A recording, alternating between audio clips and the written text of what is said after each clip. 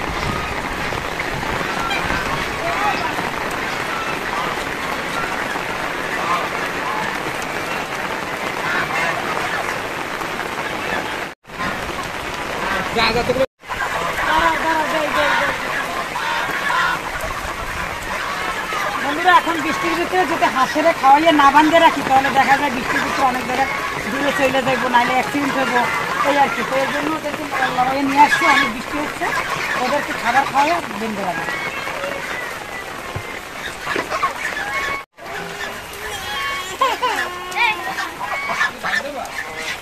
হ্যাঁ ধান খায়।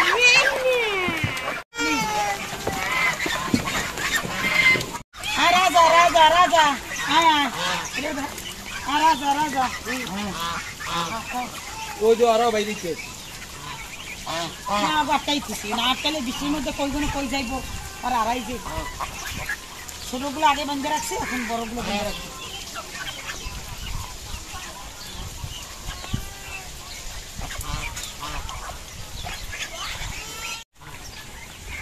আর যেভাবে পা ভেঙে গেছিল বন্ধুরা, আপনাদের তো সেটা দ্বিতীয়তে দেখা, ওর পা ভেঙে গেছিল, এখন সুস্থ হয়েছে আলহামদুলিল্লাহ, হাঁটতে পারে।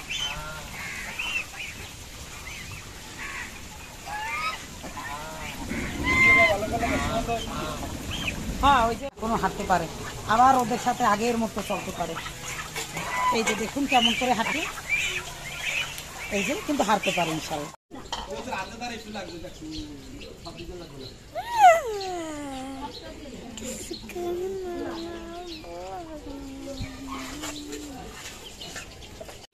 আমি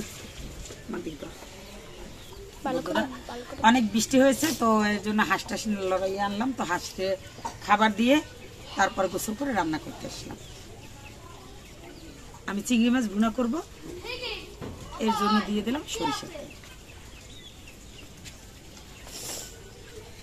যেই বৃষ্টি নেমেছে বন্ধুরা, রান্না করতে আসছি, ভাত বসাইছি, আগে বৃষ্টি নেমেছে, তো এর জন্য আগে হাঁসগুলো আনলাম, আনে বেঁধে রাখলাম। তো চিংড়ি মাছগুলো কুটে ধুয়ে নিলাম,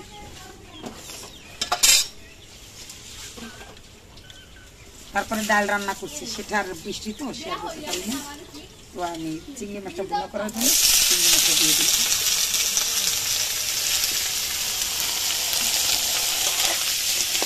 একটু ভেজে নেবো তাহলে।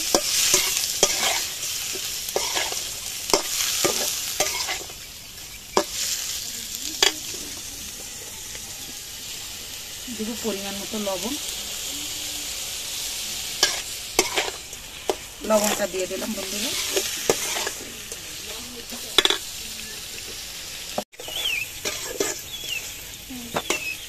বৃষ্টি না হলে আরো আগে রান্না হতো বন্ধুরা, তো ভাত আর ডালটা নেড়ে বেরিয়েছি, এখন চিংড়ি মাছটা ভেজে নিচ্ছি।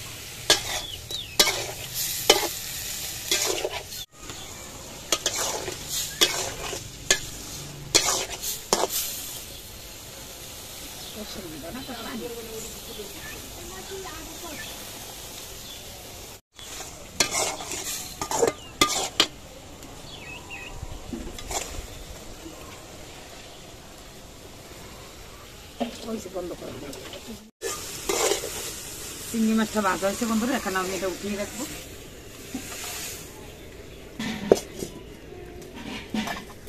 এটার ভিতরে আমি আর একটু সরিষার তেল দিয়ে দেবো,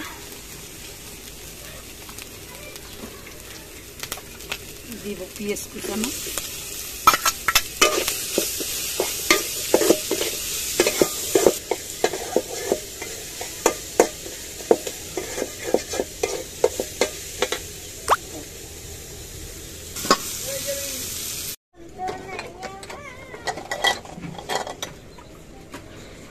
হলুদের গুঁড়ো দিয়ে দিয়েছি বন্ধুরা। এখন দিব মরিচের গুঁড়ো,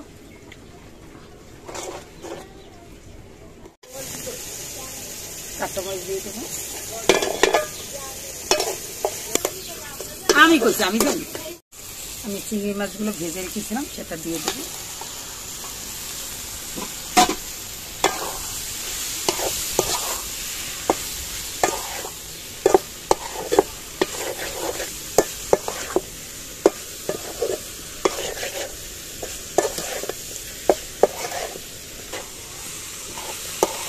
খুব সুন্দর একটা সেন্ট বেরোচ্ছে না আম্মু?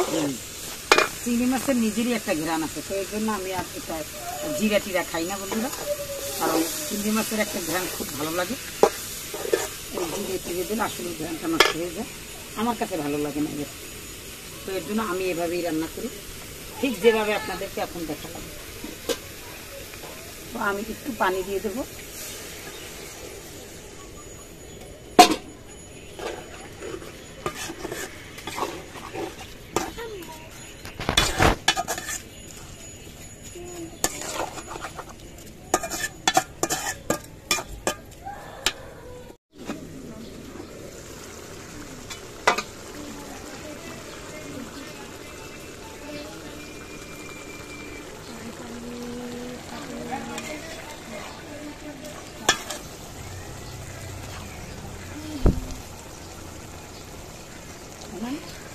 ले बाबा